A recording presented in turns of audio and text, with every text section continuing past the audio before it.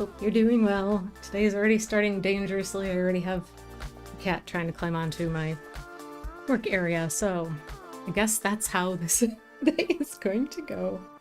But yeah, starting to watercolor painting today. It's been a little while since I've done watercolor. It feels like it anyway. Probably just maybe a couple of months. Hey, not toys. Stupid cat. Yeah, I've been working on paintings on the easel. So back to the board on the desk. And I don't necessarily always like to work at the easel for doing watercolor, just because you can have some dripping. It depends on how you work, whether it's good to be upright or not. I usually work flat with watercolor, but I do have this on a slight incline.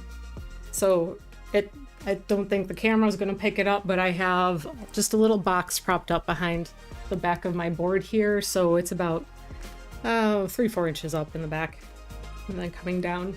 And this is a larger page too. This is actually a 14 by 20 inch piece. So it comes down quite a ways, but this is going to be primarily where the watercolor will be, and then it'll fade out into other things, as is usually the case. And that is the plan. So excited to get going, and I have my reference picture to the side. And man, I spent way more time looking for my reference than I had anticipated. Sometimes things come together right for what I'm looking for, and other times it feels like a never-ending search for a needle in a haystack. And that gets very frustrating, but sometimes that's just part of the process, looking for something. And it may not even be a specific pose. It might just be something that conveys a feeling of what I want to communicate or suggest something like that. So I have some ideas maybe, but yeah, that's there's no real rhyme or reason exactly. I'm just flailing about in the dark trying to find the things that work. All right, so I have my palette here, my paint palette, and why is there a rogue Photoshop menu bar was just hanging out in front of my stream software. Anyway, okay, I have a few little extra paint pans that I'm going to add in here. These were sent to me by Jim, and they need to be added in, so just open them up. It's kind of like opening a little piece of candy. Kind of love that. And they're, I don't know how much the camera's gonna pick it up, but they're pearlescent, kind of. Can you see that? Like the way that it reflects the light. Like almost a little bit metallic. So try to fit them. I think they'll just fit in to my palette board here. I'm running out of space, and a few of my paints need to be refilled pretty soon too. So I think I have primarily the things I'll need for that. This one is Pearl Brawn. Oh, here. Brown Pearl Reddish. Ooh, that's pretty. It's like a pinky brown color. I like that one. That's very pretty. I'll put you over here. And this one says it is green pearl. So check it out. It's always fun to get some new things on the board. Yeah, it feels weird to have not done this for a little while, because for a long time I was almost exclusively working with watercolor. I mean, along with all my other Caddick stuff, but yeah, that's pretty too. Look at that. So that's the green pearlescent color. I'm not sure how they will translate on paper, like how thick they would need to be or how saturated they'll need to be to come through as being pearlescent. But I got my little, I've already pre-moistened most of my watercolor pans there. I use like a little pipette.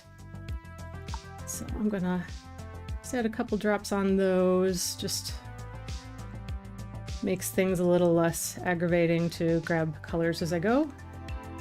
softens them up a little bit so they're ready to work with. Okay, I'm going to get up here a little taller.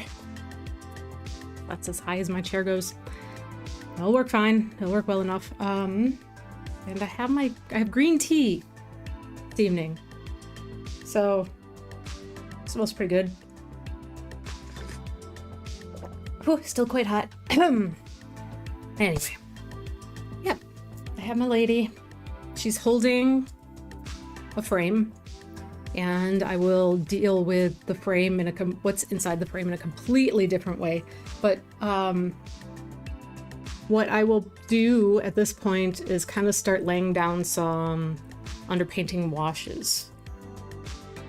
And I do have to switch my thought process from working with acrylic paint, working with watercolor. It's very different. My initial sketch has to be a little bit different. It has to be much more exact. I have to be very clear in my mind about where the lights are going to be and the highlights are going to be, because once you put any color down, you can't make any changes, right? So it's got to be right the first time around. All right, so let's start with a warm highlight color, and I'm going to, yeah, we'll see. It's kind of fun to see how these pearl colors mix with other colors also, so look at that. Let's see. Ooh, looks nice and creamy. That. And I like the idea of some kind of pearly color kind of maybe peeking through in the highlights.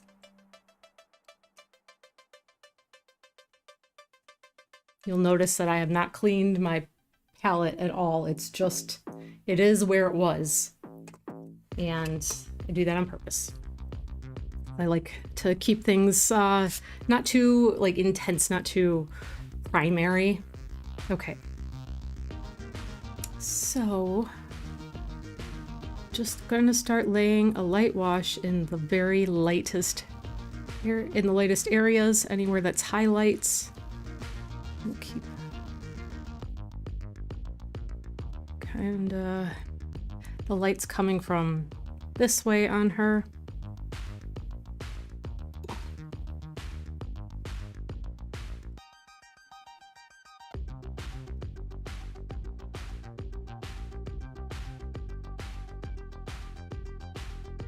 This is a sable brush, big number 12. It holds water very well. It's very moppy.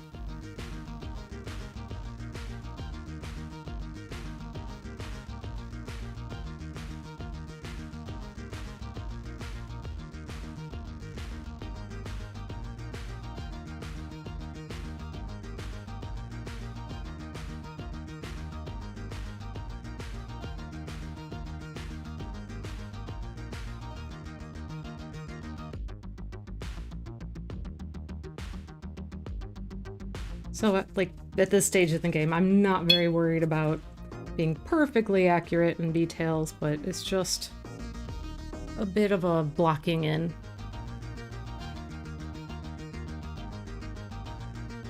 And this particular face has lots of warm undertones, so I will actually use some like almost oranges for actually the shadow part even.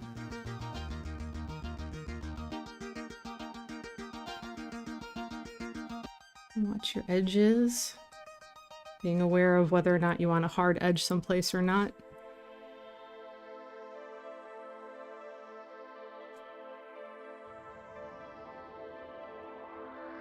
So just, and I'm checking to make sure it's not too blown out or anything like that. It looks pretty accurate, I think.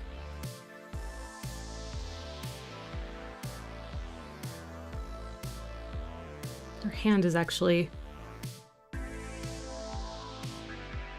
much cooler than the rest of her face.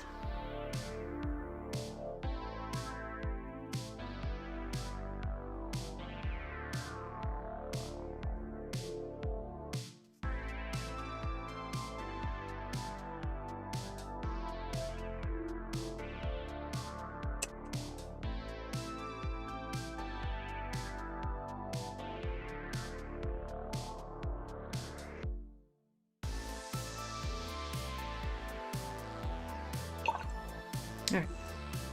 I'm just building on what little is left of that tone. I'm going to pull in some orange and a little bit of a cool red.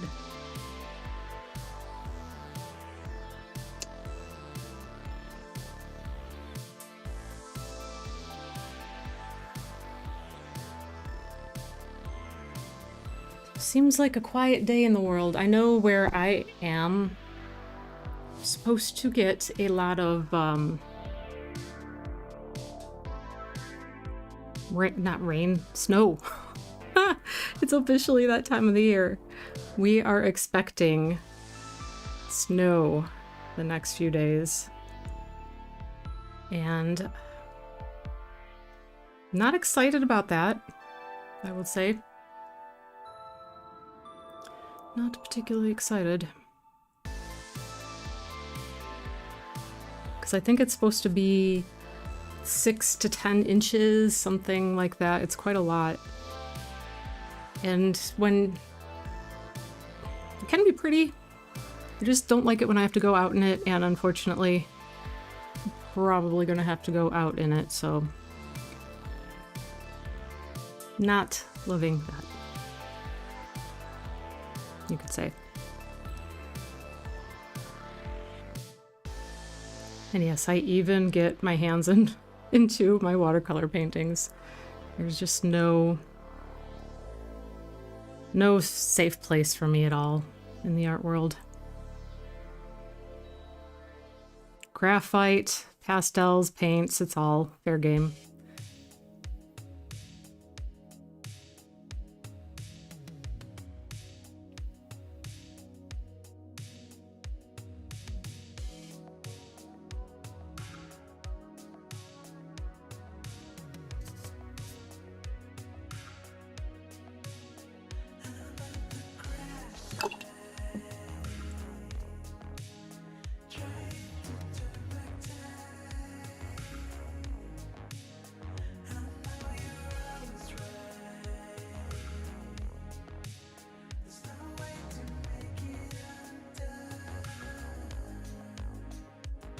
You want to be relatively deliberate about where you're putting things, just because erasing what you put down or covering it up is not the most realistic approach when we're working with watercolor. You're probably not going to be able to make terribly lots of corrections to anything that you are doing, so you want to be pretty careful, pretty deliberate. Which often means you gotta work a little fast.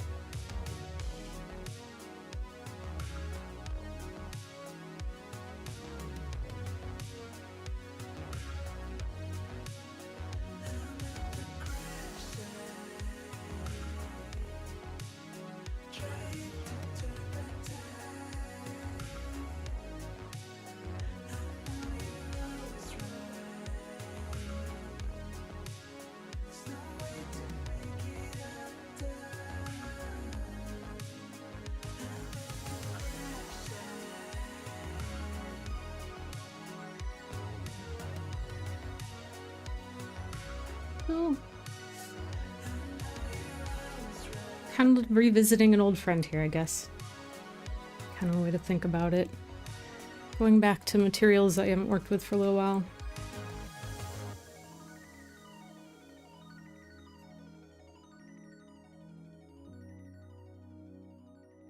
And I imagine this looks a little chaotic, but I promise you it makes sense.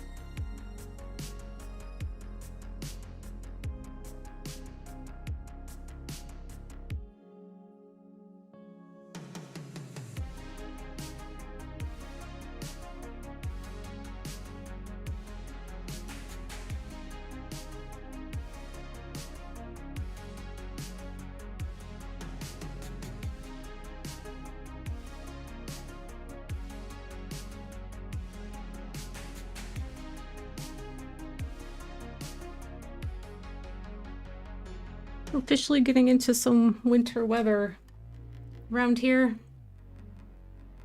I guess. I still haven't fully embraced even wearing my winter coat yet, but I think I'm probably going to have to.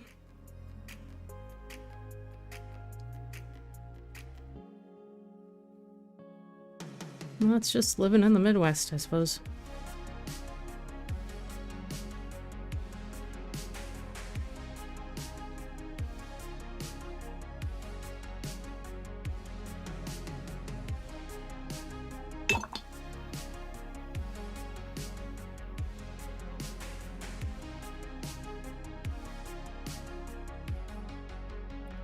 I will admit, I am very, very tired today.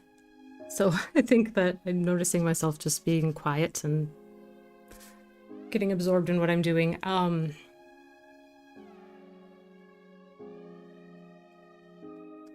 I'm just very tired, a little out of it. One of those days where all you want to do is kind of like get cozy with your reading pad on the couch. I do feel it's maybe a little bright. Oh, sorry. I didn't mean to press that button. Right here. That might be a little bit more accurate. Oh, I'm not that well in...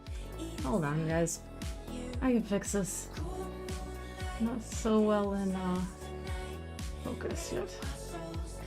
Am I... Hold on. Okay. Better? I hope. Perhaps. Perhaps. Okay. Sure, we'll go with that. Alright, so kind of letting the face dry. I got some very moppy first layer down there. It's just chaos at the moment. Yeah. The last painting I did, I remember that it had been my intention to be more deliberate in my layers. Less layers, more saturation in them, and just more deliberateness. Yeah. Because I just want to make sure that things aren't getting too muddy. So that is something that I should continue to keep in mind. Although right now I just am sort of like getting my sea legs, I guess.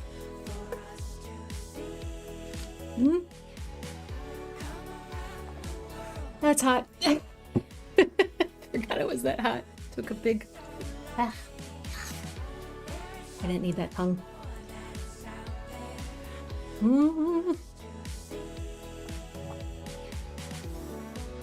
Okay, feel better. Okay, and I'm not going to use that brush anymore. It's fine for doing big moppy stuff, and actually even for getting some textury washes, but it's not my favorite, and it definitely doesn't allow a lot of control. So I do like to use a nice sharp edge brush for when I need to get into some fine details. Otherwise, this is probably about my favorite brush. It's a number 6 Kolinsky. That's a really good one. We have a couple other even smaller ones, but you know, whatever. Use what you got. What the heck even? I don't even remember this one. Where did this come from? That's curious. Where did this come from? Just random brushes floating around in my little jar of tools. Do have a little flat one that's still, it's not as sharp as this one. It's a little fluffier. So it allows a little bit more precision than a big fat round one, but also still can get you some nice softness. And then I do have some even bigger guys like that. The numbers are actually completely worn off this one. I'm thinking it's a 10 maybe round, an 8, I don't know. This is a 16. That's my biggest guy. Outside of like a big like purposeful mop brush like this, which sometimes I use for just laying down literal just washes, big washes. It's just very, I've had this since college, I think. This one. Quite old. Anyway, yeah, there's a random tour of some of my brushes. Very random things that I have assembled over the years. Some started out with a certain purpose to begin with, and then ended up over here. I do even have a few of these like travel brushes where you put the water in there, but I've never really particularly cared for using those. Airset, hello, good morning. Evening here, but tis already Tuesday by you, I think. Hope everything's going well. We're gonna have snow pretty soon. Not entirely confident in feeling that, but what can you do? Okay, how we doing? It's wet, a little still.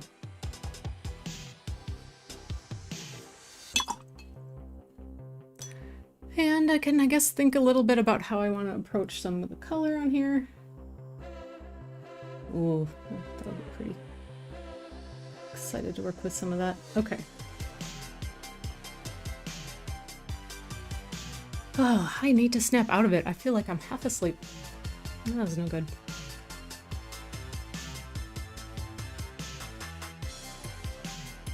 This is not the way, that's not the way to work when you're trying to do things with any level of precision. I really should paint the white of the eyes to the edge. I'll do that. I still do that, but I just wanted to, since I had this color right now. Okay, what the heck? Let's lay some of that in the iris. There we go.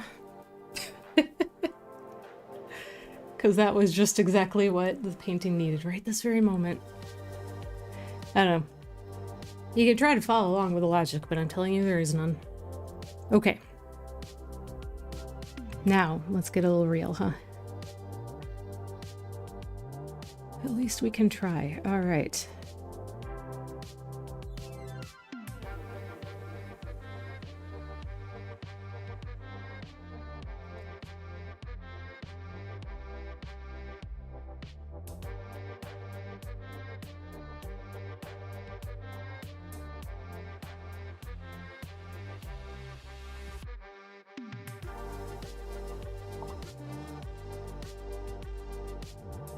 Only half listening today. Life be lifting today. How are you? Oh, I understand. That is how it goes.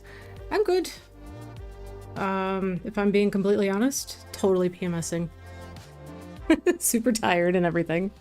Ruby, hello. Just wanted to jump in and share encouragement from another artist. Can't wait to see the piece. Oh, thank you. Thank you and welcome, and thank you for joining me. It is all chaos today because my attention span appears to be just absolute garbage, but we're gonna do the best we can. And I never completely give up on something, even when I don't know that I'm so happy with how it's going, and it's usually I can save it somehow or another. But I'm not there yet. I'm not expecting that to be the case just yet. I need to not jinx myself by talking like that also. But thank you for the kind words. I love garbage attention span. Sometimes some good things can come out of it. R.I.P. got chocolate. Yeah, I know I need some, and that is the truth. Days like today, all of my good intentions for like taking good care of myself go out the window, and it's just like I just want the junk food, and I want to lay on the couch and bask in my garbage feelingness. It's just all the not great things that just go with the whole situation. But such as it is. Yeah, I really, like, my attention span is never good to begin with, really. But you throw in the whole time of the month situation, and that just seems like it makes everything worse, even. Which is always just terrific. But what can you do? Oh, too saturated right there.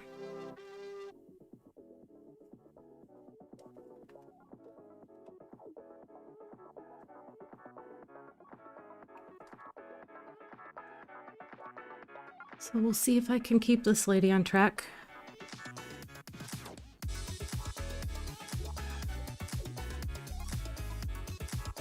Try to do her justice. I found my reference image on Unsplash. If anyone's tried that, I think that's a really good source. It can be a really good source for finding images that you are allowed to use. I do need to add the credit to the photographer in the description, and I will go back in and do that. I did 3 different undersketches last night instead of just working on a piece. Attention span, no go. There, Burr, yeah. I hear you, and you're not alone. Like this morning, I came in to my studio here, and it's like, I have these, I need to do X, Y, and Z thing. And then I turn on my computer, and the first thing that's on my computer is a task that I'd started like last week, and it was not something that needs to get done at all. Like, it's a thing to get done, but not on the priority list. And I spent like an hour just zoomed in on that before I'm like, what am I doing? Lynell, always my worst enemy. I do it to myself. It's all right. Some days that's just what it's gonna be, and we gotta just cut ourselves some slack, right?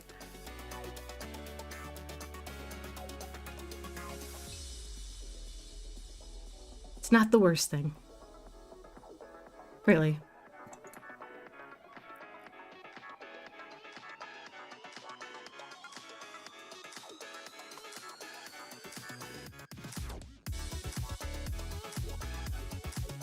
Okay, that's getting too late right there. There we go.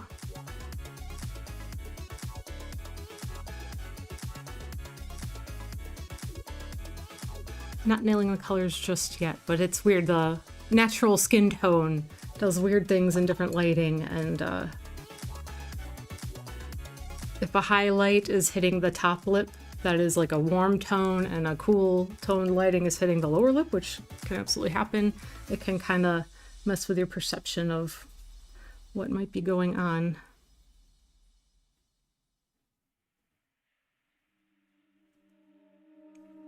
And sometimes you just gotta trust the process too.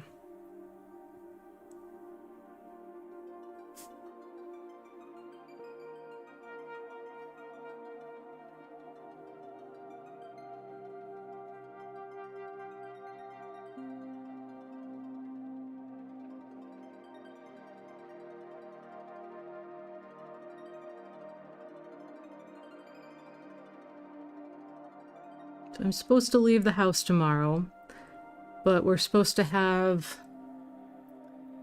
something like 6 to 10 inches of snow. So I'm gonna just see what it's like when I wake up in the morning. And maybe I'll see about whether that's gonna happen at all or not. Might just end up being for my appointment. Hey, can we do a Zoom call? Would that work for everybody? I don't know, but they also have a tendency to not, what do you call it? Plow. That's the word. They have a tendency to not necessarily plow out our lot until like the snow is done. So that can make things kind of difficult too.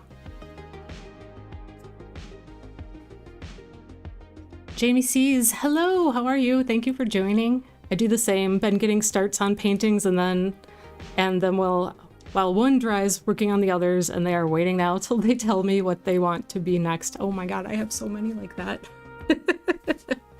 It's almost embarrassing if it wasn't just like, it's the process and I know it. I have so many that are in that position, so hear ya. Absolutely, I hear you on that. It is, it's frustrating, but then it's like, okay, well, I'm still doing a lot of things, so it's actually fine, right? And it is, and that's just how it goes. Sometimes a lot of mine end up sitting like that because I have not figured out what the thing to do next is. And oftentimes it's like I kind of have an idea of what I'd like to do, but I don't know exactly how to go about and create the thing that I have in mind. So then it just sort of stagnates in my mind a little. There's so many that I really would love to get done. And I have piles of things around, besides the paintings themselves, some of which are quite large, piles of materials that I think I might use for them that are just hanging about and waiting, sometimes for months. But I'm always working on something. Like it's never entirely for naught, but it just, like, man, I'd really like to get some of these done. It'll happen. They'll be there eventually. Do you ever start thinking of the paintings as like more than an idea, more than a thing? Like it's like a living element in your space, in your studio that you're neglecting? That's always kind of a weird place, but I definitely find myself doing that.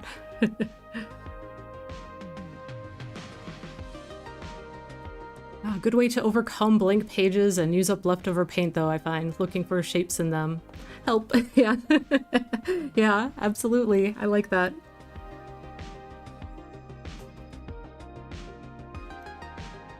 That makes a lot of sense, too. And then I have the motivation. Like, if I intend to be here and streaming, then that kind of also pushes me past some of those mental walls. All right, it's time, you know, spent enough time screwing around. We gotta actually create something.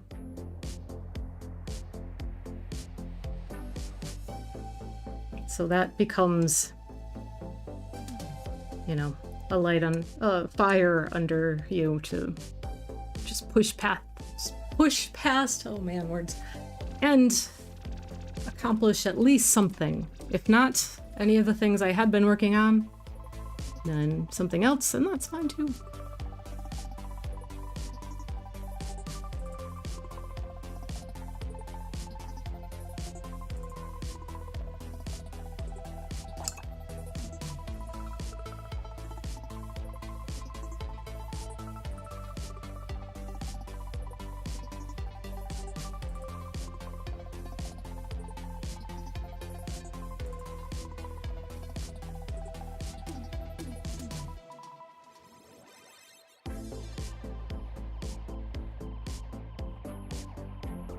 The pearlescent watercolor paint is interesting.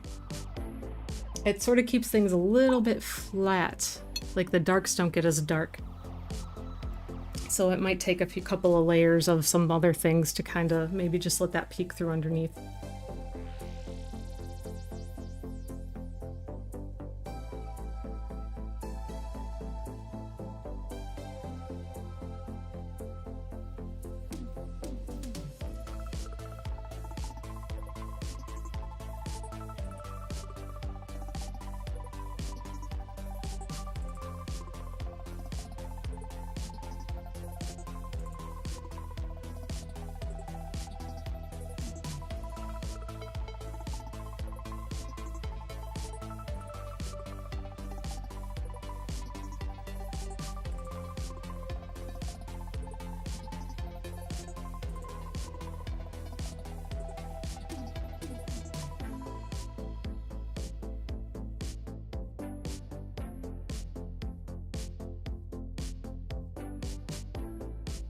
They can become not too difficult to start to lose your drawing before you know it also.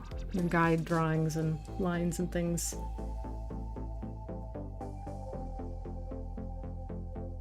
That can start to happen before you know.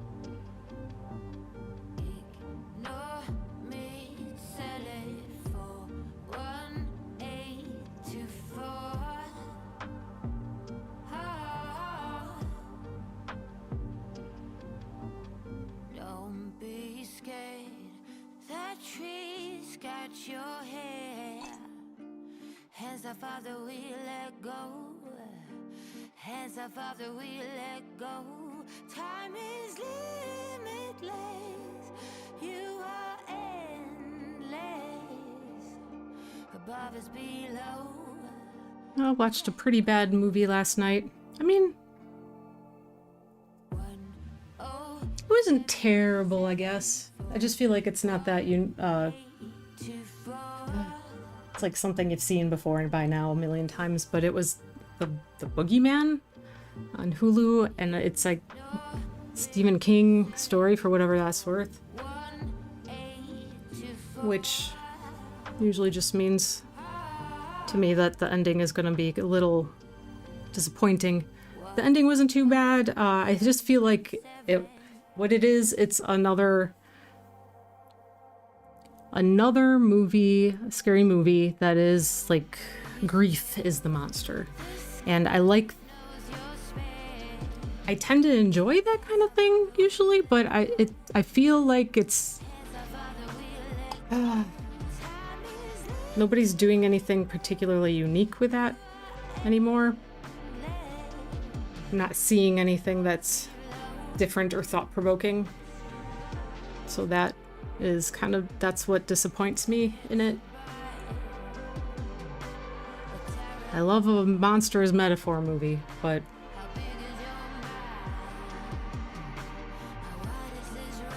that one had a long way to go to really work. but it was, you know, fun enough.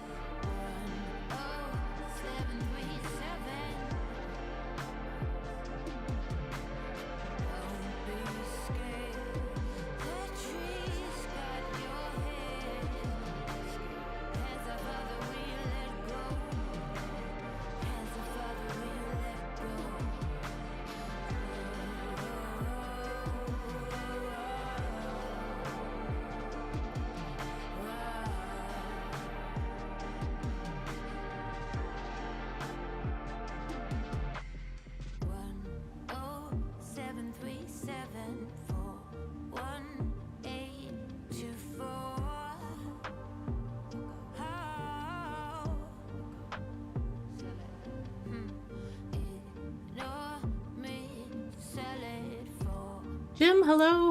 Good to see you. I've broken out the new paints, the couple of paints that you sent me, so we're playing around with a little bit of pearlescent on my lady here today. They're really pretty colors.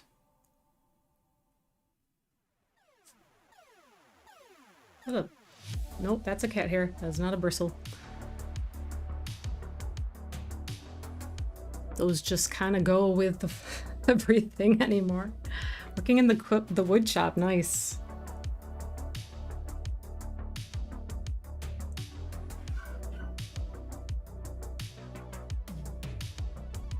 I hope that you are going to be able to stay nice and warm and dry the next few days with all the winter weather we got coming.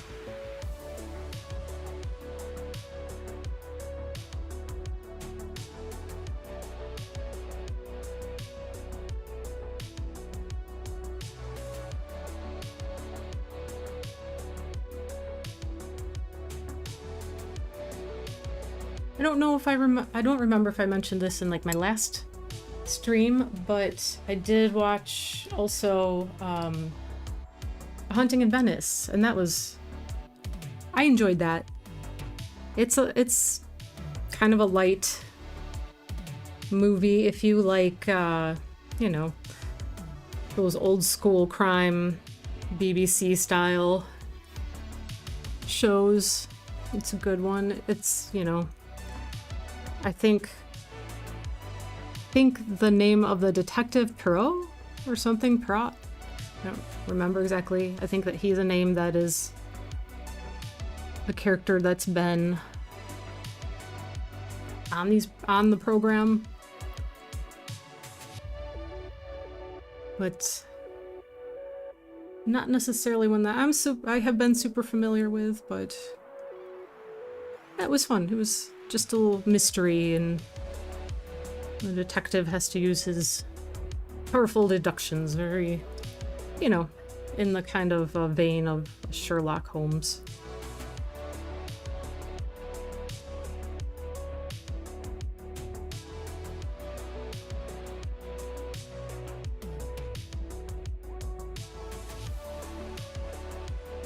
I wonder if the pearlescents show up on camera while it's wet. Maybe the light or the camera needs to move to make it show. That might be. You're gonna mostly see it right now on her lips, like her lower lip. Maybe a little bit. It's mostly in this like purpley color here at the moment, and I've mixed it in little bits with some of the other hues that I'm using. So it'll be interesting to see how it comes through in the end. Our wood shop at the Maker's Place has no windows. Haven't seen the weather since 3:30. Is it snowing? I have my window shut at the moment. It might be.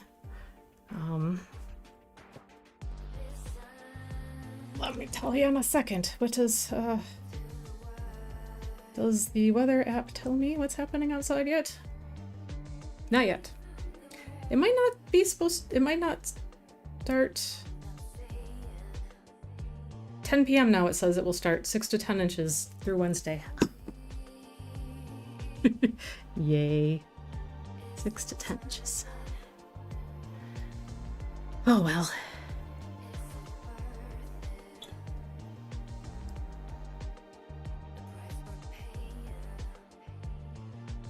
There was that day earlier, like before Christmas, where there was a little bit of snow here, like maybe an inch and a half.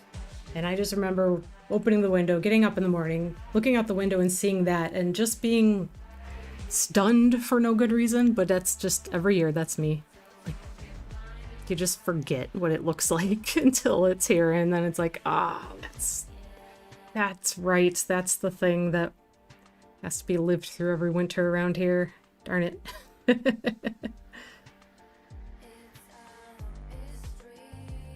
But it's not so bad. If you're getting that, I wonder what we'll get here in Canada. That's a good question. I think, is this system moving northeast, I think? But then there's some entirely different system coming through on over the weekend. So it might just depend. I'm sure it depends on where you are. And so I think like we are getting the weather through Wednesday at noon, and then there's supposed to be an additional lighter snow here like Friday into Saturday. It's just really good days not to leave the house. Again, which is something I actually like about the winter. But that always is a moot point if you do in fact have to leave the house. So that's the only downside, of course. Whoa, that got dark. All right. Try to control yourself, Lynell.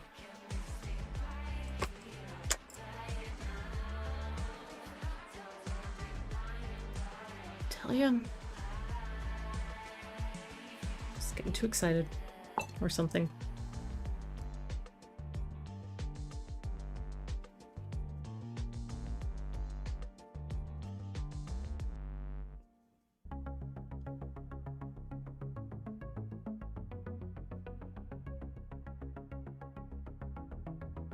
Alright, let me deal with this little almost catastrophe I created for myself. Went too dark too fast, but I think it'll be okay. Soften up these edges.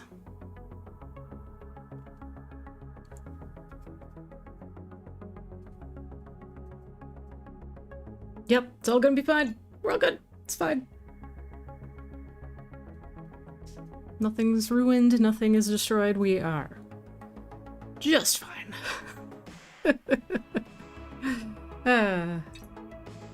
Okay, living on the edge. That's all. And now I have Aerosmith in my head. All right. Oof, yeah, I do love snow, though the snowboarding is better that way. That's, well, you know, I suppose that could be true. Storms are lovely for cozy art, totally agree. Yeah, staying indoors when it gets that gross out and just being able to enjoy it through the window. Where you can be nice and cozy and, you know, have yourself a cup of tea or whatever it is you enjoy and just be safe and warm. Watch some ridiculous movies and enjoy the time. Read a book.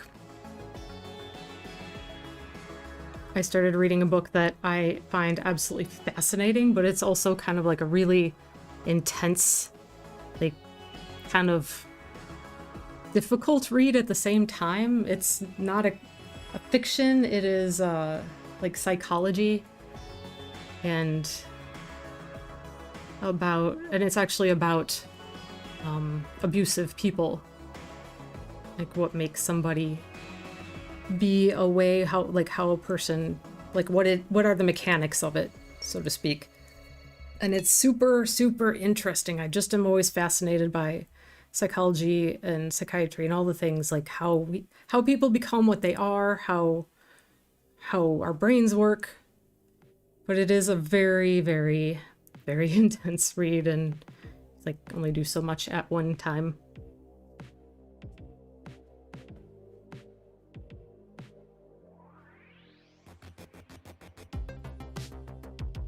Yeah, I think I can see a little bit of pearlescence in that little bit of blue color too. That's kind of interesting.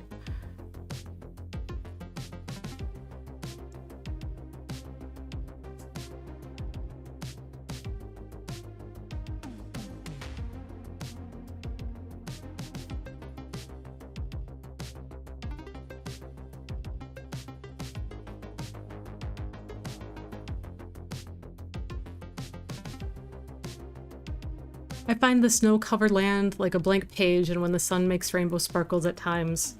Oh yeah. There is something so clean and the quiet of a fresh snow. Like it just seems to silence everything.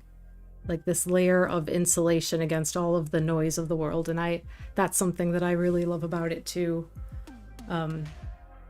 I live in Chicago suburbs, so nothing stays very quiet or clean for very long at all. Before you know it, all the trucks are coming through to clean everything up, and it's getting loud and dirty immediately again. But enjoy it for the moment it lasts, you know?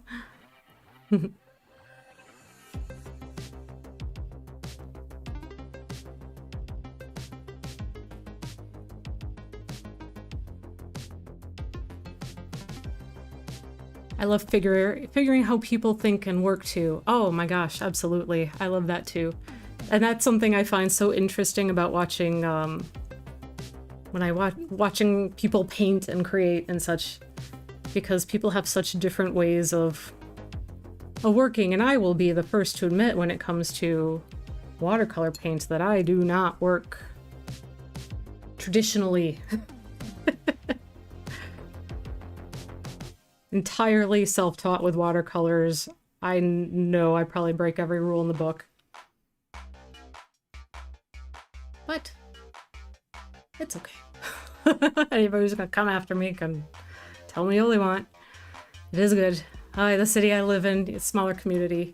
Yeah, I grew up in a much smaller community. Pros and cons to all of the spaces, I believe, at least in my book. More or less.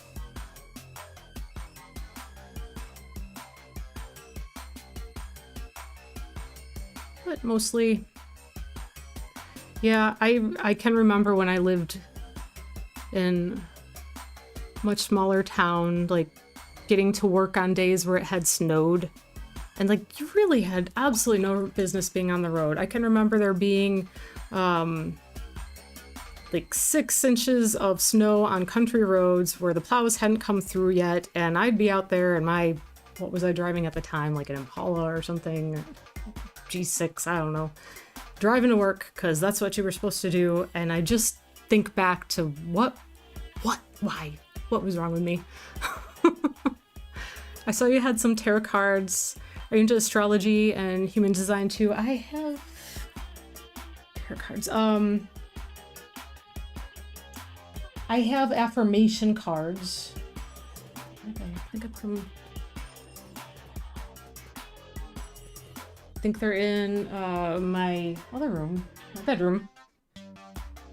I don't see them right now. I will admit to never have been able to entirely figure out tarot cards. I think astrology can be certainly interesting, but I guess I've never put too much into it. I've never felt like anything that I've read has been terribly accurate, at least to myself. I am a conundrum wrapped in a mystery.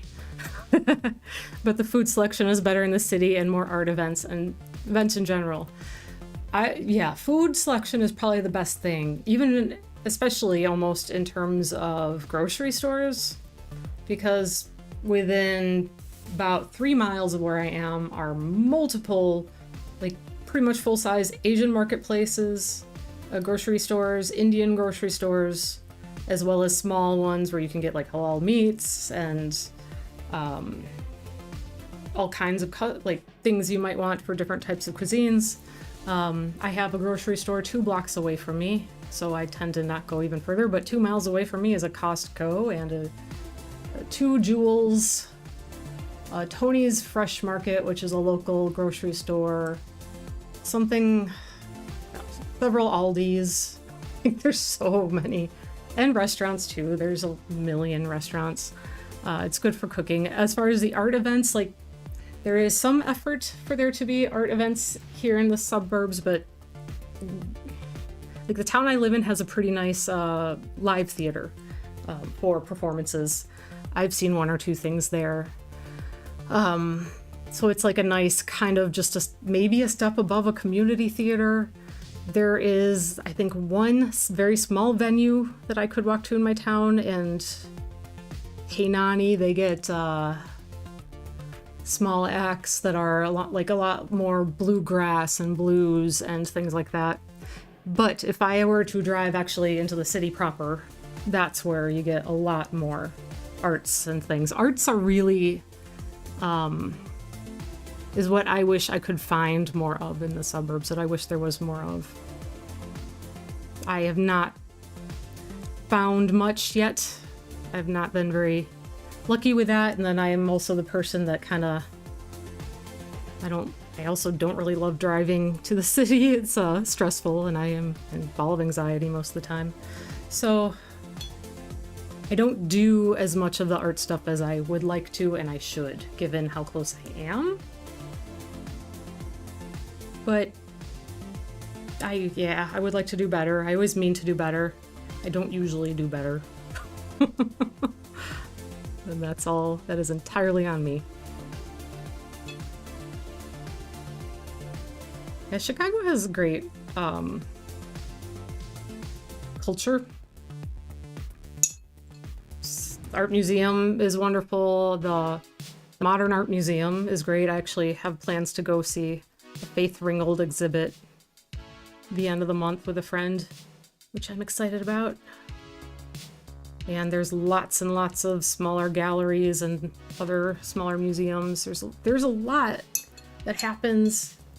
Again, it's just a matter of being willing to take advantage of it, to do the driving, to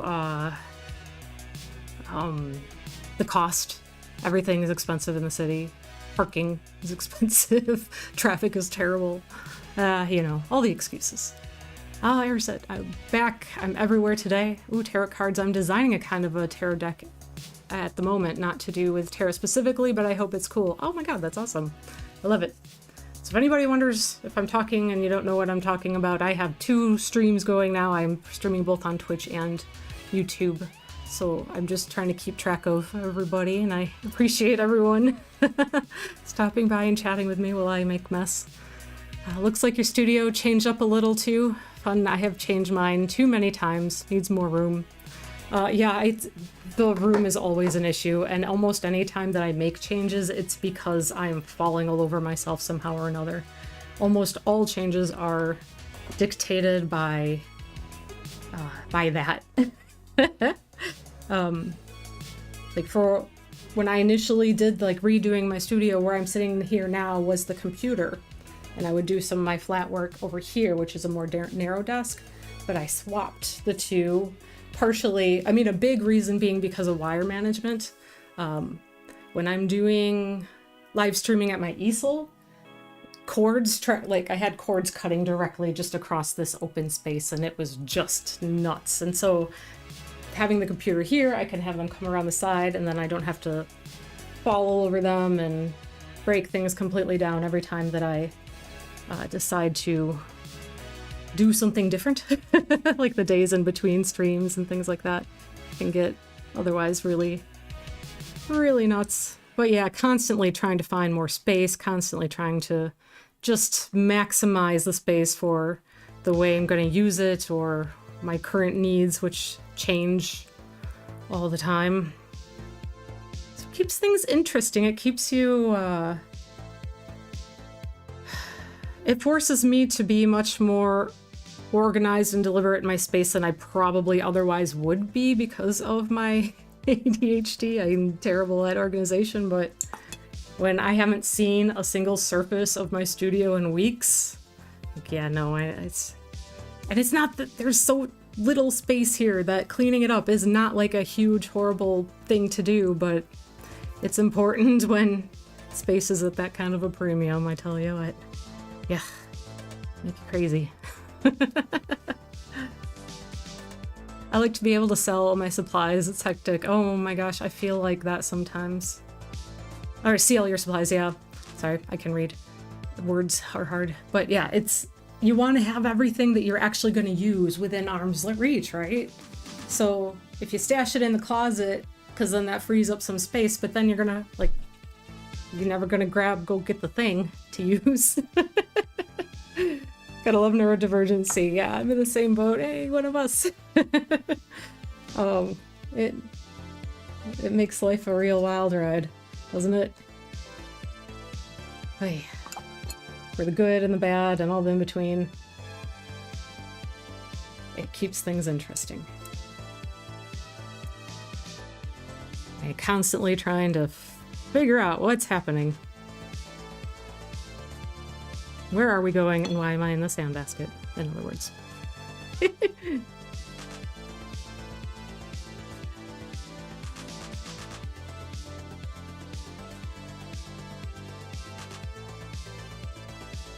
Okay.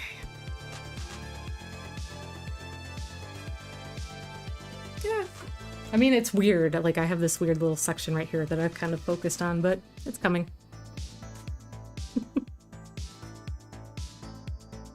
Probably start spreading out there a little bit, I suppose. Although, yeah. Let's keep moving. Let's keep moving. Let's go crazy.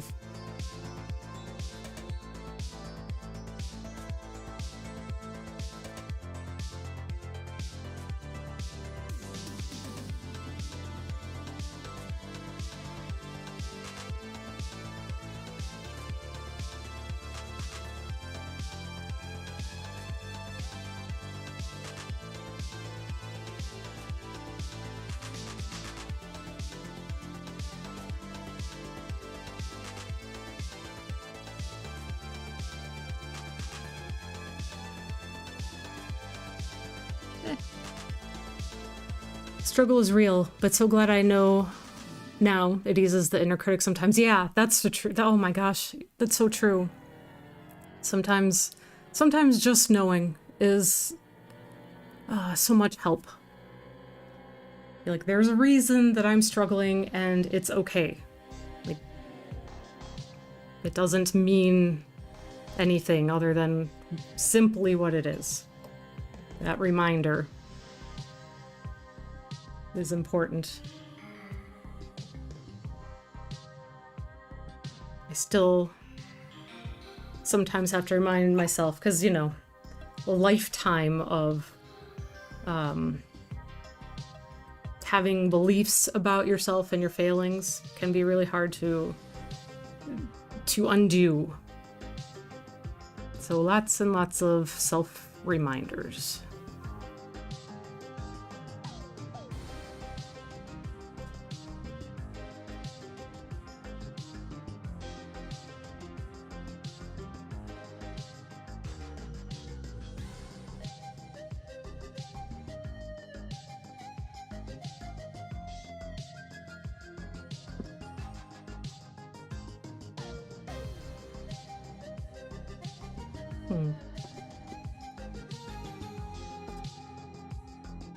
Let's see here.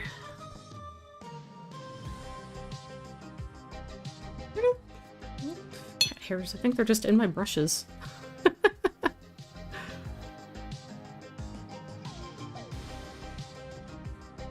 When you have pets, cat hair is just a very real part of living.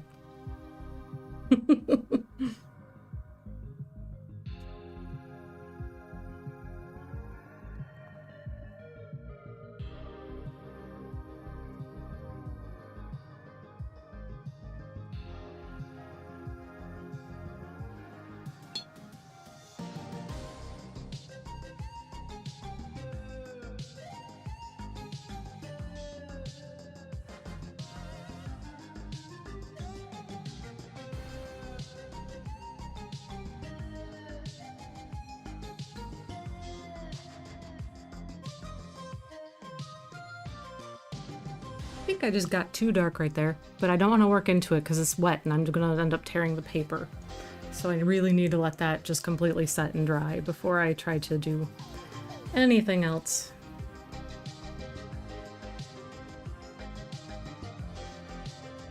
I'm going to head out. Thanks for the chat and sharing your gift. Oh, thank you. Well, thank you for joining me. I'm super glad to have you here, and I hope we'll see you again soon. Hi, Jamie.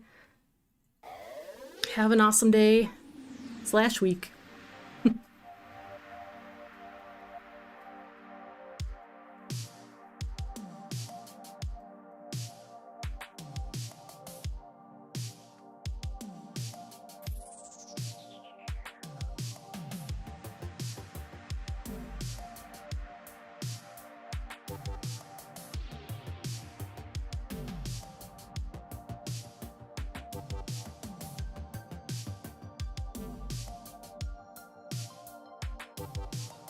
Man.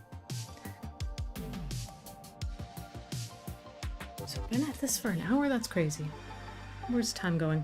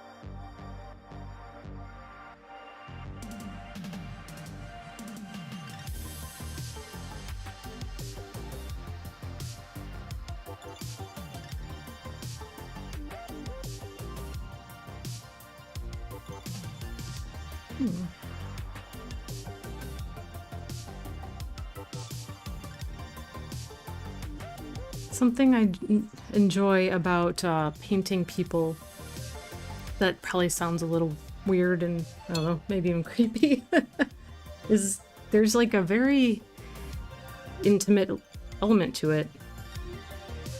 Like you're really getting absorbed in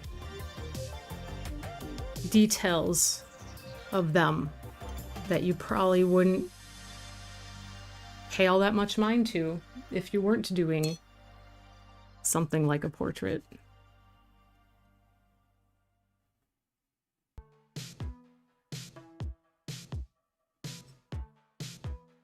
And so it's like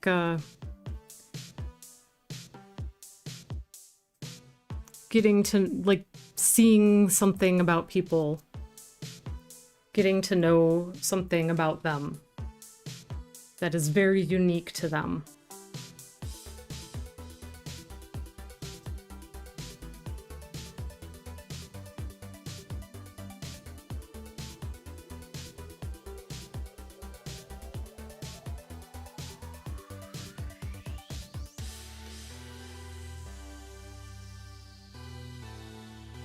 And that's kind of it's just an interesting,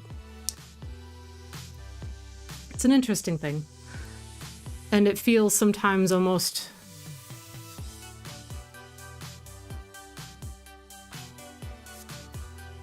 like you're learning something about somebody that you have no right to be learning about them, if that makes sense. Like if it's not people that you know, it's not somebody that you personally know, but you're looking at them so closely.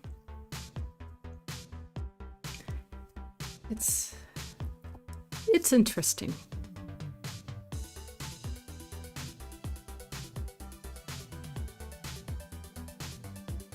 And maybe that's an odd way to think of it.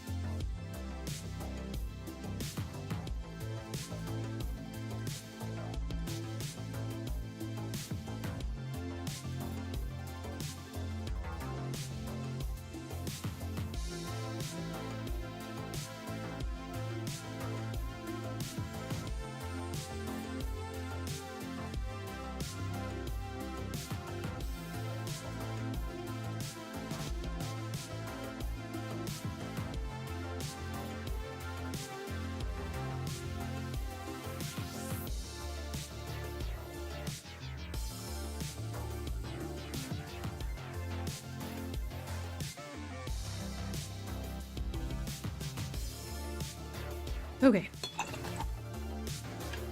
I got completely absorbed there. Sorry. My mind is sometimes not entirely attached to my body, and I can definitely get a little lost when I'm working. You get into this like concentrating lowish state and things start to get weird, right? I imagine a lot of you know that can happen.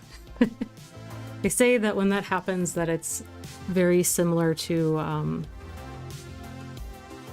meditation. To meditating, it's like it actually has the same physical benefits even as meditating can have. So that's kind of cool thing about art and creating, any kind of creating really, when you get into that kind of state of concentration and focus.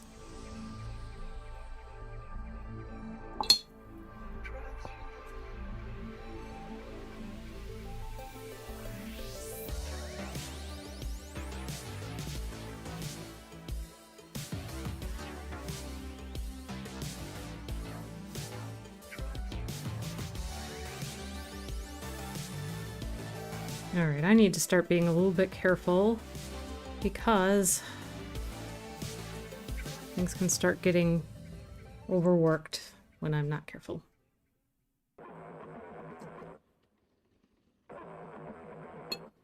And I'd rather not do that.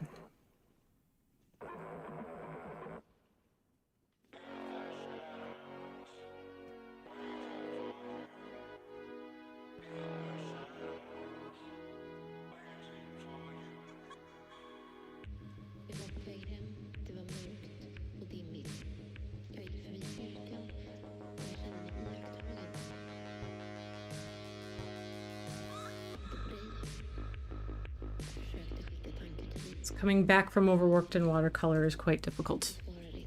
Once you get there, sometimes there's not much you can do to remedy the situation. So, gotta be on top of it.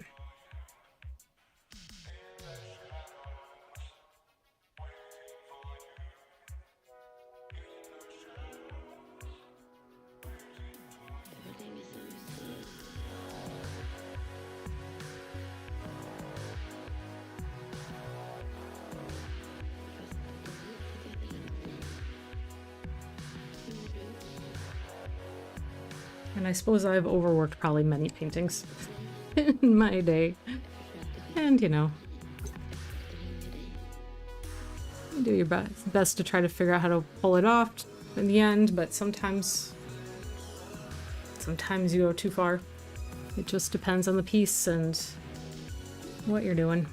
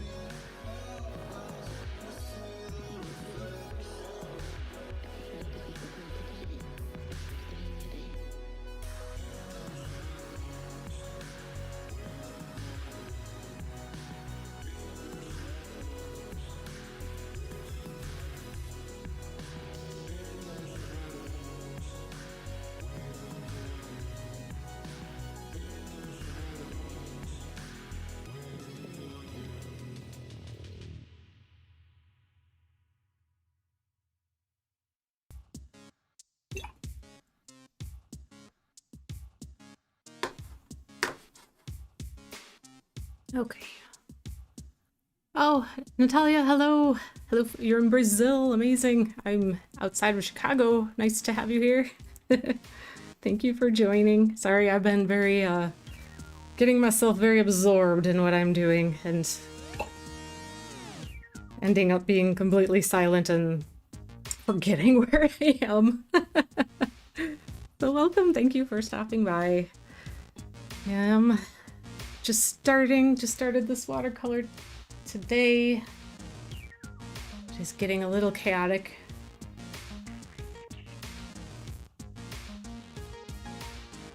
But I think that it's going to be good. At least that's the plan.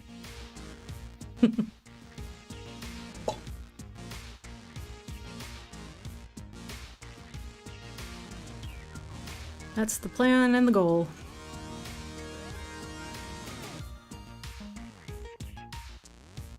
Most of it ends up being a little bit of luck and discipline and knowing when to stop yourself.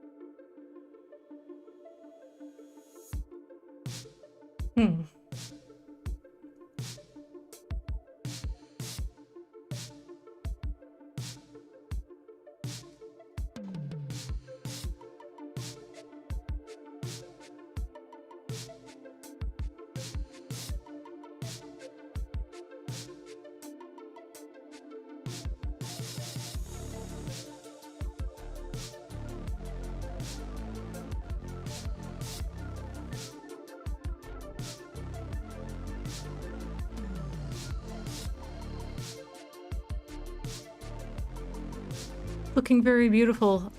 Sorry for my English. Oh, don't apologize. As far as I can tell, your English is at least as good as mine. I just stumble on top of my words and all over my words for no particular reason. So no worries. Thank you for being here and thank you for saying so. I appreciate that.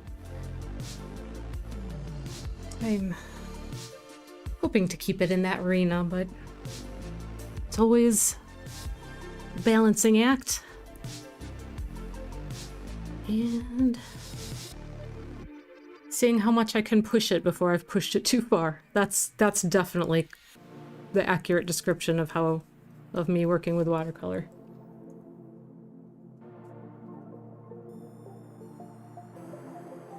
Let's see what happens if I almost destroy it, but not quite destroy it.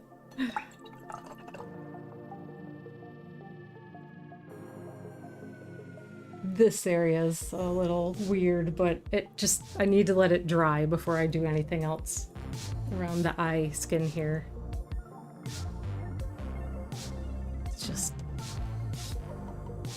getting thrown off and need to not destroy it yet, so we're gonna just leave that part alone for the moment and focus on some areas I haven't touched too much yet, I guess.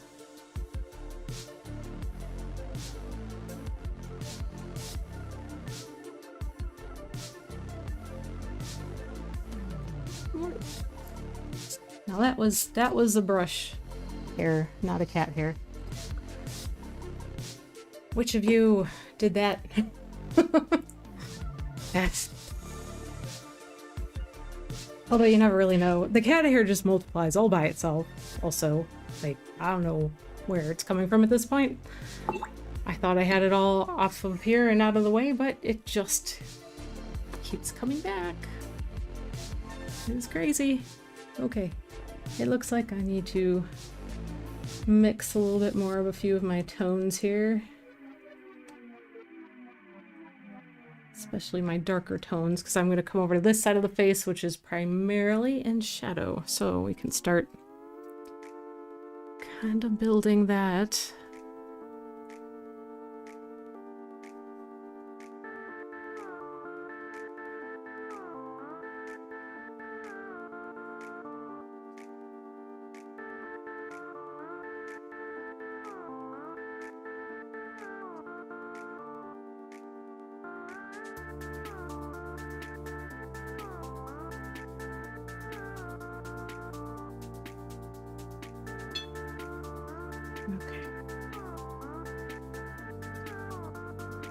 So things like eyebrows, eyelashes.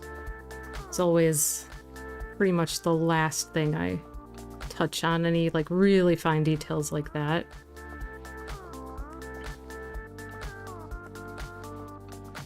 At this stage of the game, I really should just be focusing on,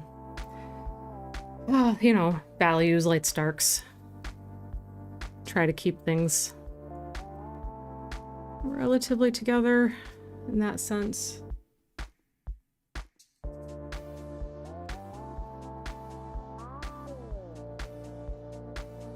But I'm, you know, it's watercolor, so all my value is coming in with color. And so that makes things kind of interesting, fun to play with, but also occasionally a little dangerous.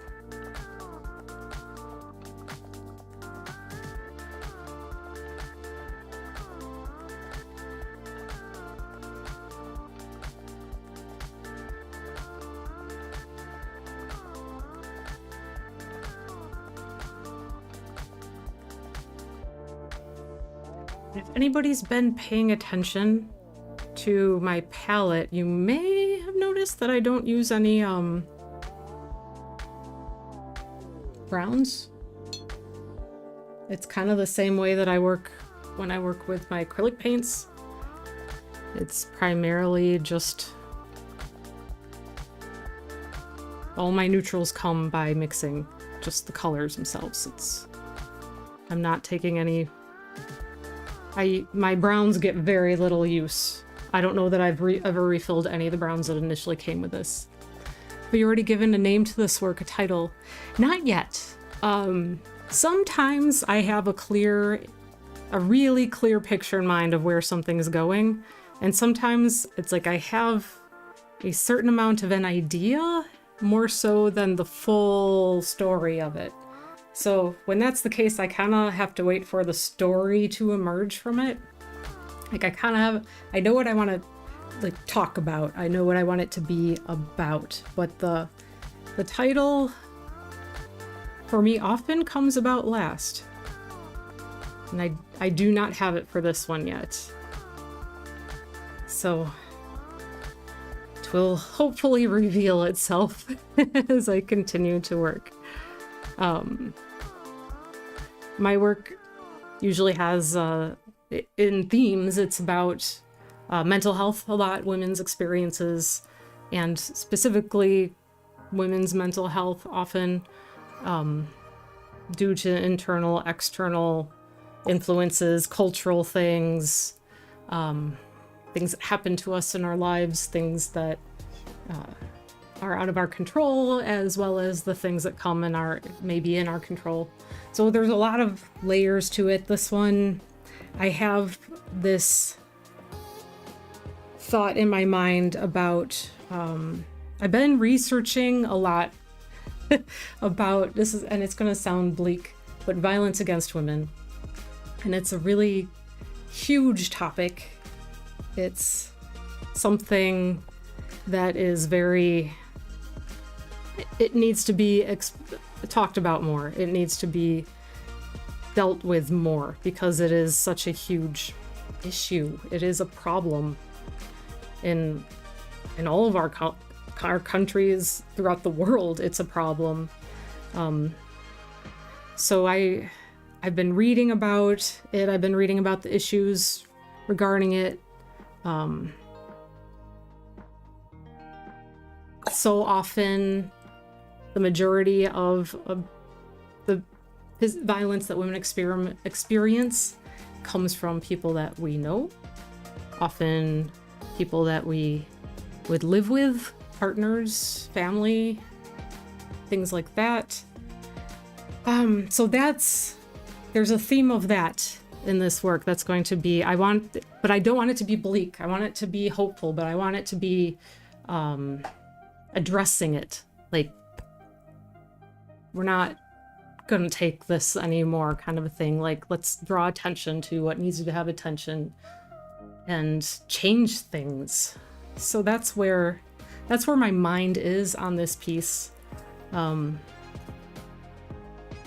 it's important to me that when talking about that, it's not bleak, because it can feel like an incredibly bleak subject matter.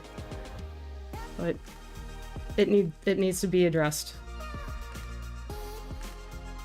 And it is, like, when I talk about mental health, it's a huge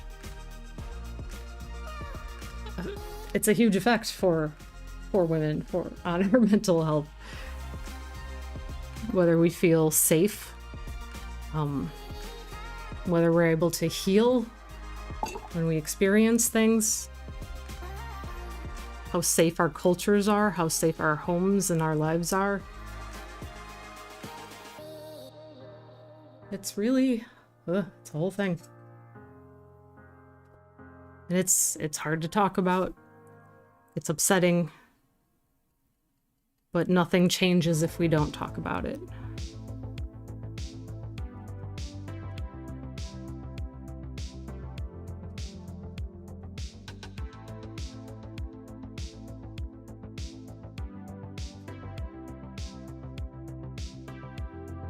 So as far as the title goes, yeah, it will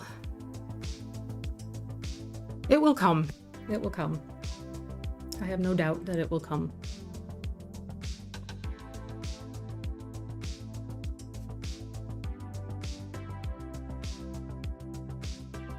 I often have some sense of humor, irony when I title my paintings. It's often something that I keep in mind.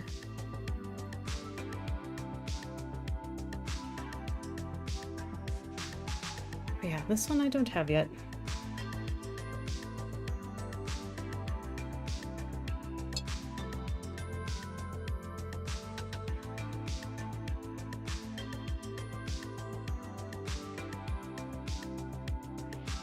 So I'm currently just kind of trusting the process with it and see where it takes me.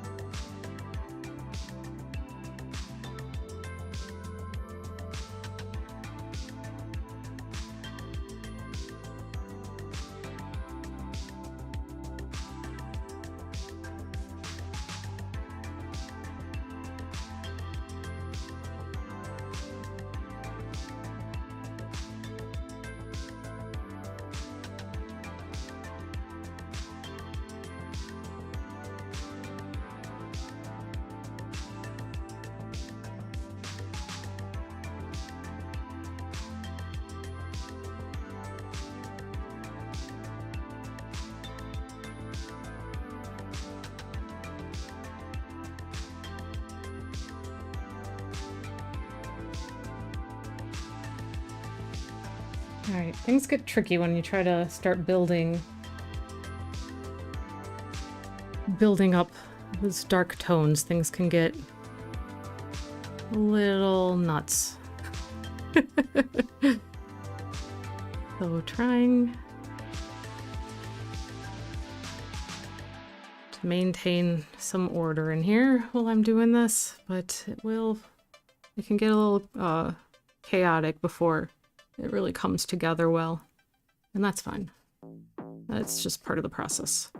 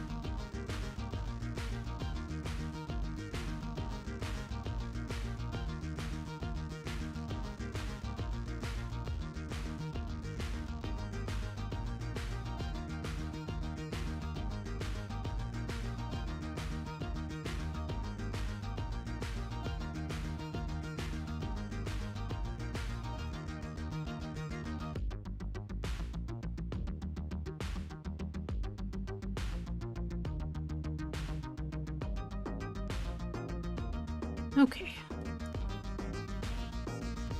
So,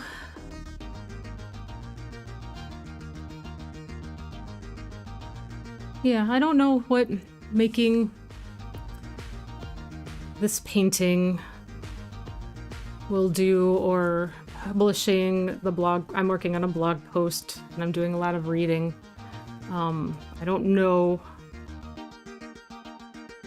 how much I can personally change about anything in these spaces, but I would like to encourage,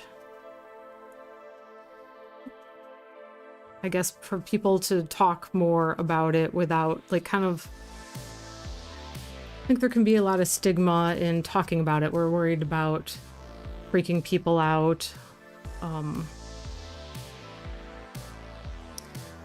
You know, everybody mentions, oh, trigger warning when you're going to talk about something hard, where it becomes like, oh, you know, maybe you shouldn't talk about these things, but we absolutely have to. It's so important. We need to change the culture, ultimately.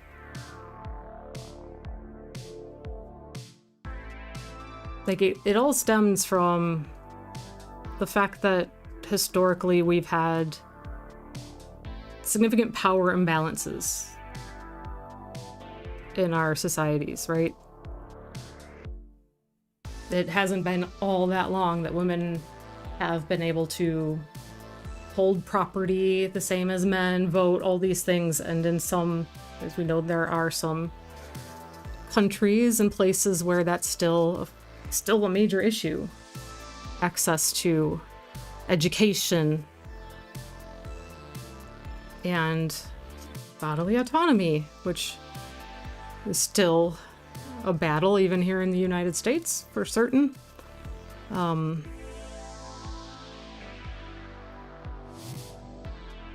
know, with all these things,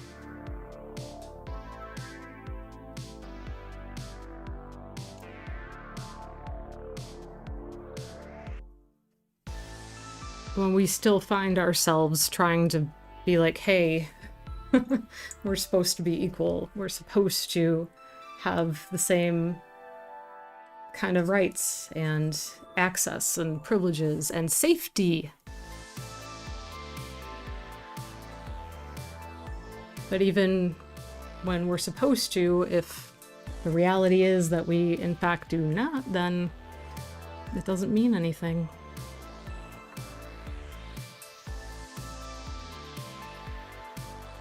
Because I always go back to that staggering number.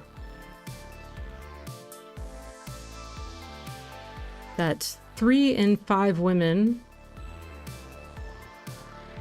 have experienced some sort of assault in their lifetimes. That doesn't include, I mean, that's not even like just harassment. This is assault.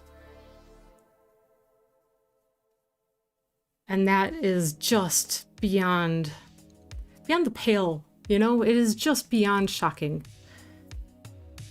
that that is the case. And that still we don't trust women. We don't believe them.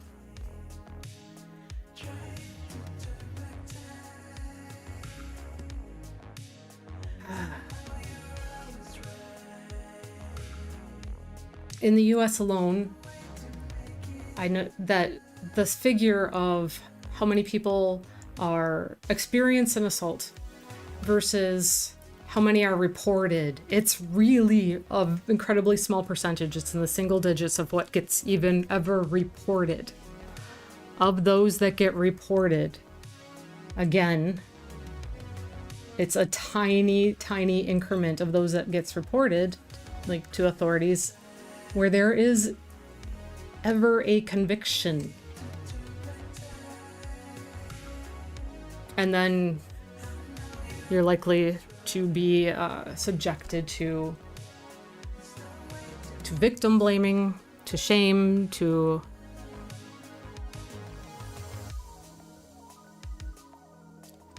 all kinds of judgments, trauma, is really common with assault. So when, as somebody who my main focus is mental health, there is a very obvious then tie-in there, because women are far more likely, because of the types of violence they experience, to develop PTSD. Far more likely. Some of the statistics are just absolutely shocking on that.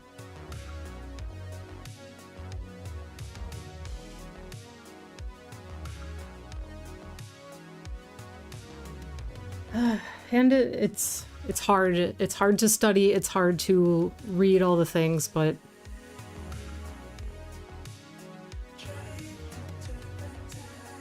we can get people to listen and get on board with addressing things and changing things, then that's really the biggest goal. We are diminished and discredited all times, wherever we are. It's very sad. It really is. Somebody had found my blog, which is about women's mental health. I only have a few posts on there so far, but it's something I'm continually working on. And she sent me an article. Safety detectives. Oh gosh. I wish I could remember the name of it. I probably could find it real quick if you're interested, but it goes all over all the countries. Any country that reports crime numbers or collects that data, they pulled from and got information on to determine safety. What makes one country safe for women and others not? And there's all kinds of issues with the data that they discuss too. Like, one country has a really low number of reported assaults. Does that necessarily mean that it is actually a safer country for women?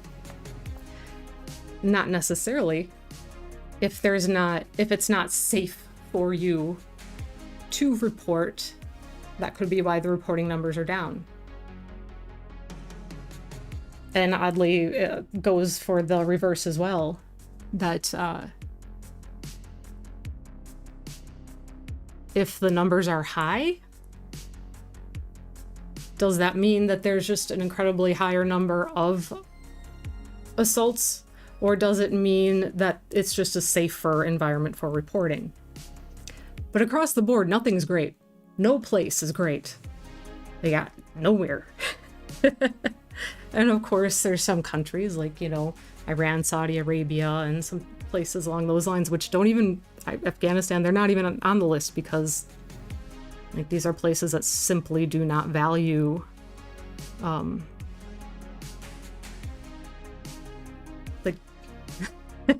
like hardly even on paper is it even pretended that this is something that these governments care about. But yeah, it's brutal. It's very real, and it was incredibly eye-opening.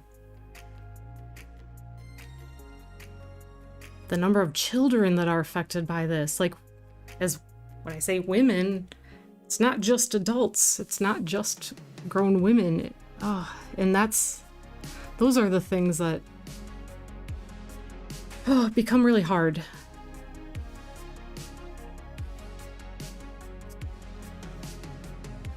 Really hard to read and digest.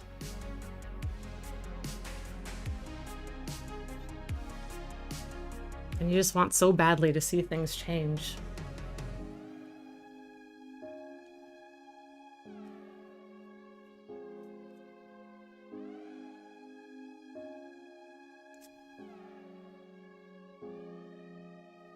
Probably wouldn't hurt if I did put put some layers down for her hair. That wouldn't be the worst idea either before I go too much further.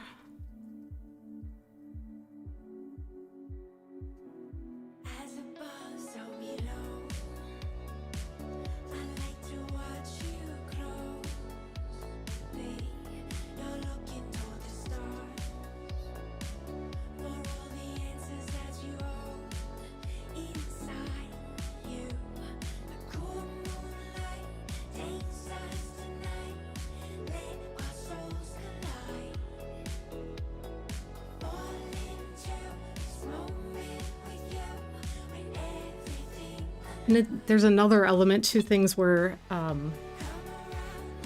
you know, like even you mentioned, were discredited. The idea that there's this like prevalent attitude that assaults might be over-reported, and that women are going to make false accusations. There's like this idea that that's like a rampant thing, right?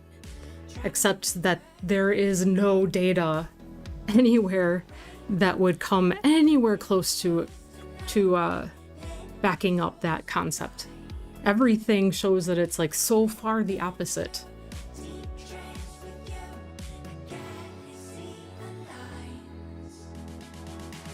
I've tried to find this again. I couldn't find it, but there was a survey that I'd read that had been done a little bit ago. College women somewhere in the US. And it asked questions along, you know, do you know people who've been assaulted? Have you ever been assaulted or, you know, raped or anything like that, right? And so many women would say yes, so many women would say no. But then they would go on to ask other questions along the lines of, you know, has this ever happened to you? Has this or the other thing or something else happened to you? Have you ever, like all these more specific situations rather than just using the broad term of like assaults. Have you ever found yourself in this situation? And so many people would say that yes, those things had happened to them. And those would be the same people that said, no, they've never experienced that kind of behavior. They never experienced assault or whatever. So there is this disconnect, this cultural disconnect, even amongst ourselves, and sometimes knowing or accepting what is or isn't, like the idea that some of these things we thought we would think would be acceptable or not a big deal, when they in fact absolutely really are. And it showed incredibly how much things are in fact underreported. But that was only one instance of demonstrating that, and there's so many more. There's so many more.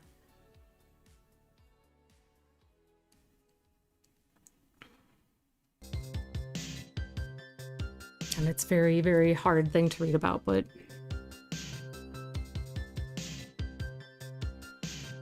many, many women have stories.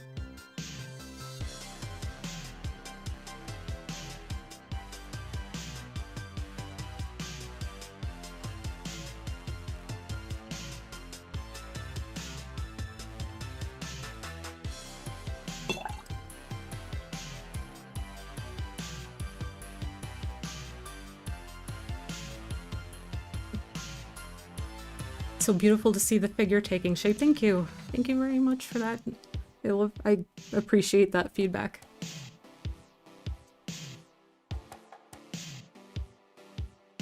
I am starting to worry myself that I might be getting into overworking zone pretty soon, but... And that probably just means probably a good time to switch to maybe working on the hair for a while.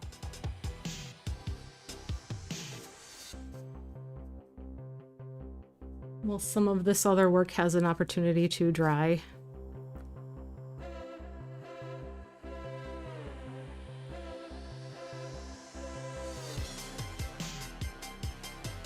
And it has an interesting thing where it's like, you know, you work on one area and you think that looks pretty good, and then you work on the area next to it and the darks and the lights start to change, and then you realize like, oh, okay, well, I need to go back to that other area again and make an adjustment there, and it's a lot of back and forth adjusting. Well, that got weird right there. But it's getting very wet. I can see the paper is just wanting to tell me that it is hit its maximum, so I'm going to let the face be for the moment. Okay. And I think we'll lay down some washes for the hair. My rag is absolutely soaked through. Okay. How big of a brush do I want to go with here? Maybe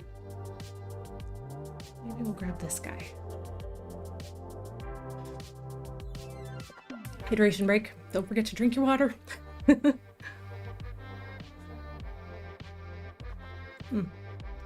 Finally, my tea is at like the perfect temperature after I made it almost 2 hours ago.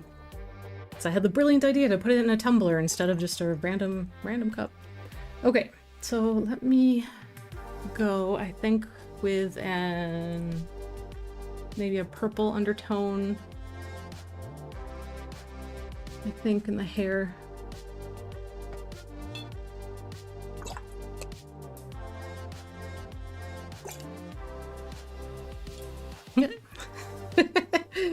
Get some of these splatters on there inadvertently, but you know what? I'm fine with it. Some things just happen during the process, right? It's all good. Okay, so this side is almost entirely in shadow. I am my own worst enemy always when it comes to creative work in general. It is amazing. Whatever. I'm my own worst enemy in life. Let's be honest.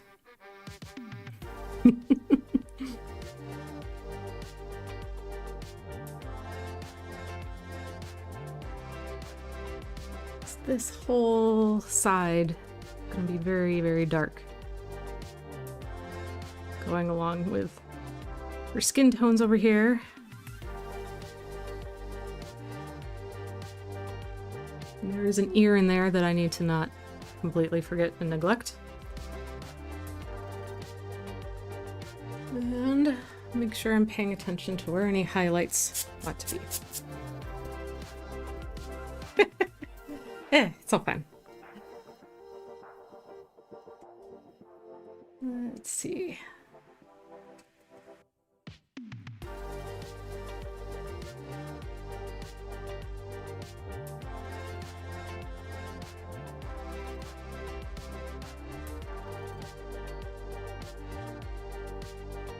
Maybe a little... Oh yeah, there we go. Oh my goodness. Yep. Payne's Gray is great for getting super dark super fast without adding black. All right.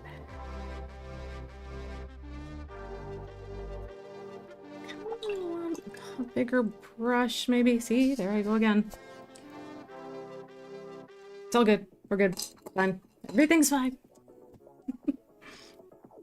Myself have been through a situation, nothing serious, but when other people confronted the man, I was completely disbelieved. I'm sorry that happened to you. As if I had time to invent situation and speeches in my head and report. Like, what does anyone think that we're gonna get out of doing that? Nothing. Like, so rarely is it gone after in any legal sense. Like, so rarely. And usually it ends up badly for women to come forward anyway.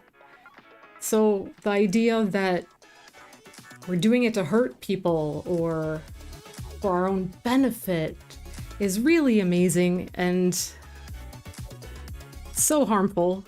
I mean, who does that belief help? I mean, obviously we know who it helps, who it protects, and it's not us. Even though the reality and the numbers and nothing supports that idea that that's what's happening. It's not. Because if anything, usually it hurts us. And I'm sorry for anyone. I'm sorry that you had to deal with anything at all, and that any woman does, and it breaks my heart. Even though I know we all have our experiences and our stories, like I wish that none of us did.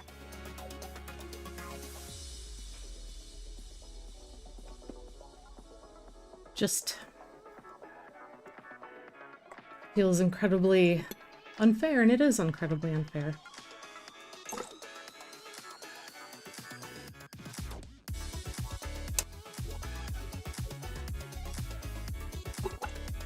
And it's not a statement about an us versus them thing. It's not making anybody in particular out to be a bad guy unless they've actually done something that would credit that. But it's just like, I think there's a lot of people in the world, male and female, that would agree that things should change. And we just need everybody on board to change those things.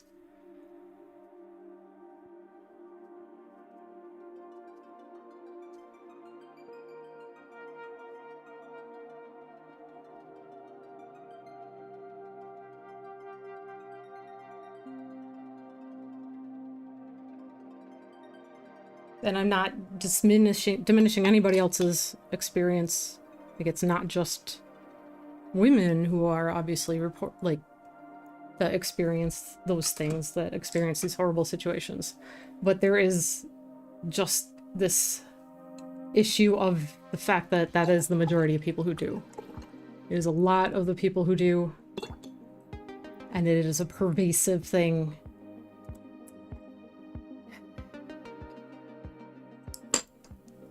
And we just don't want that to be the case anymore. Like,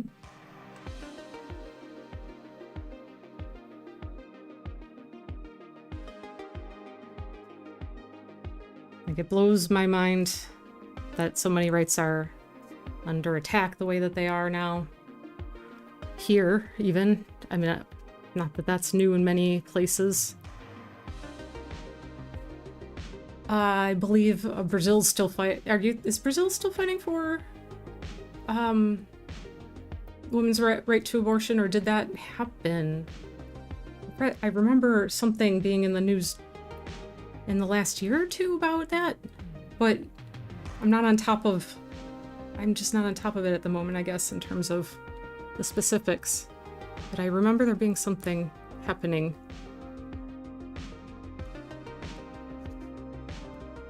Or an attempt to get things going anyway.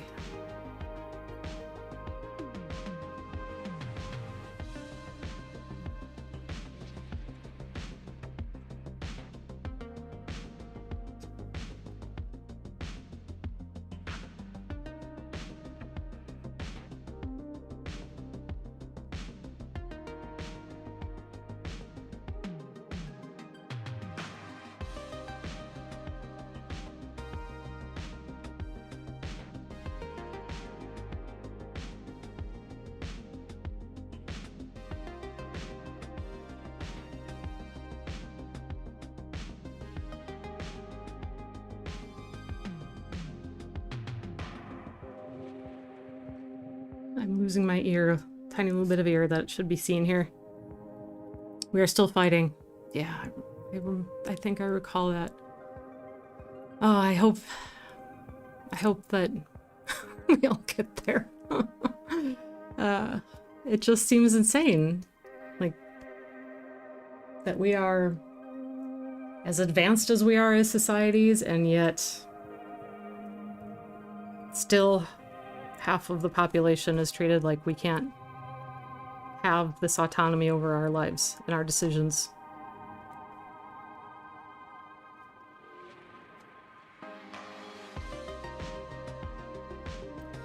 It's maddening.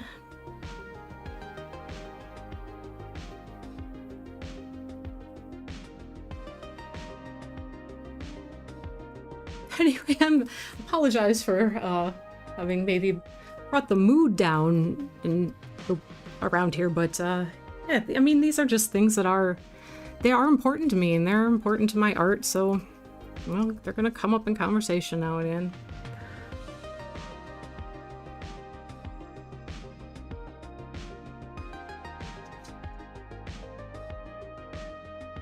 I want to see everybody be able to be safe and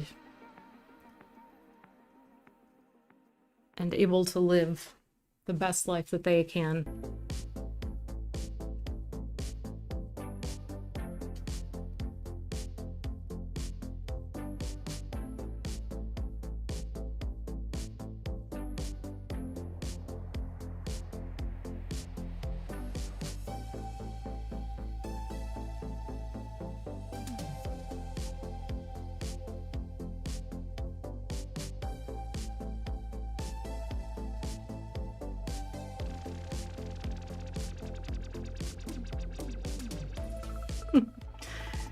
It almost looks like she's like rolling her eyes, but that's not what it's going to be when this is finished. It's just, I haven't done a ton of work to the eyes yet. They're quite unfinished.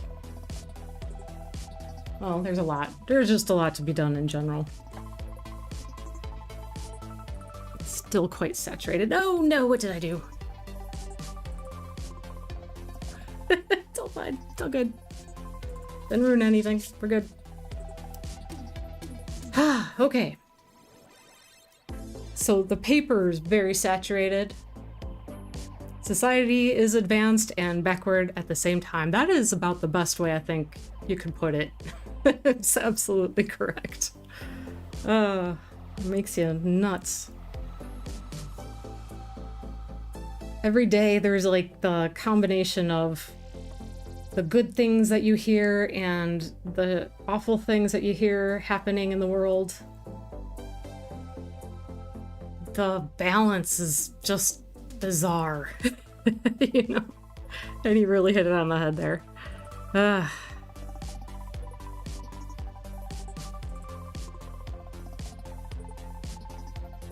the incredible things that can be done with technology. And yet... And actually, I think I just read that, you know, there's all the AI stuff, right? That's such a big thing at the moment. That Google has released or created their own, like, laws of robotics in the vein of science fiction writer Isaac Asimov. Where there were like the 3 rules, and I'm not going to remember them all right now. I know that 2 of them were that the robots cannot do harm to people. Another one was that they couldn't allow harm to come to a person by inaction. So that kind of thing, like that they're incorporating those rules, like a AI constitution, I think it said, like that. It's like, man. These are interesting days. Again, we're worried about AI taking over the planet, and yet, we're all over here like, hey, can I just, you know, make choices about my life and not worry about my safety every single day? Walking home from anywhere, please.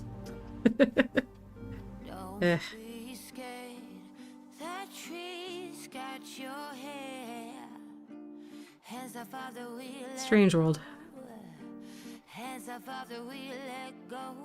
Time is limitless.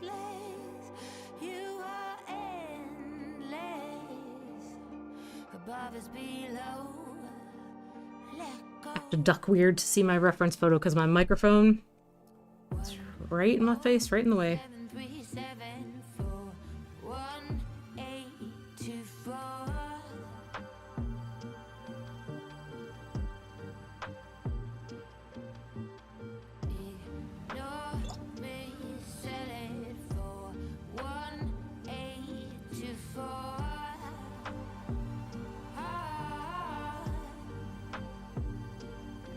Have been, I do have a paper towel here, but I've been retiring old bathroom hand towels.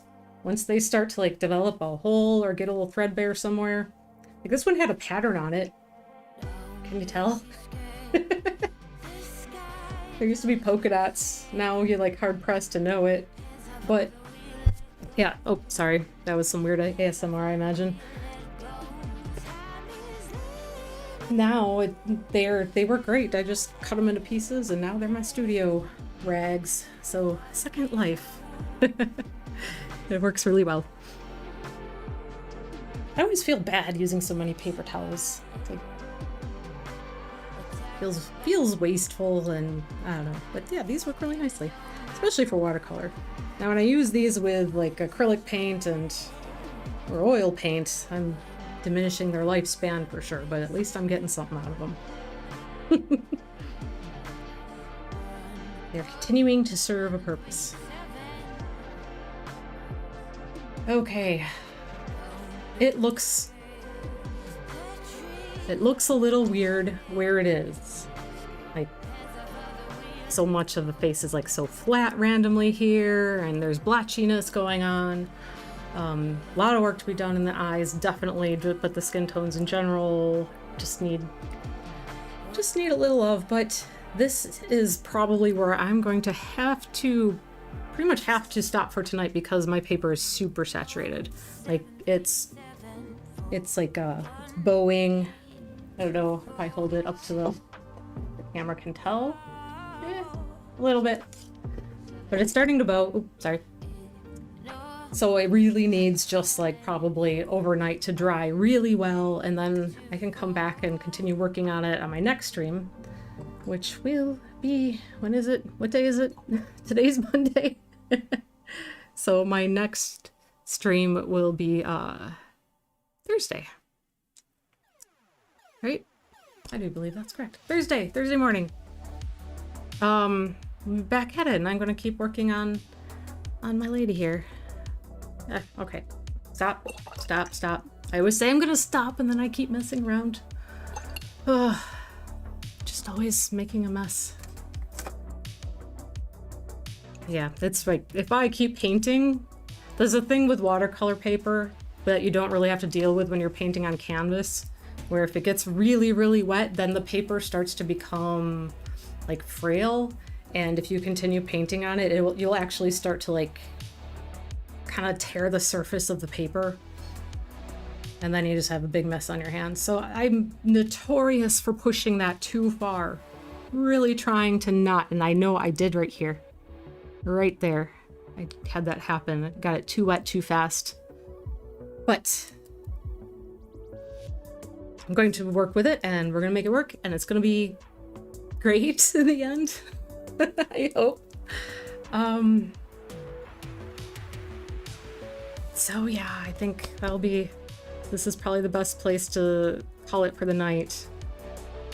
And everything that I'm probably gonna do here, like where this frame she's holding, and then there will be some things probably spilling out over here, will be more mixed media. So I'll bring in some collage and acrylic paints and maybe some inks, transfer print, the whole world is our, what's the word? What's the phrase? The world is my oyster? Is that right? I don't think that's right.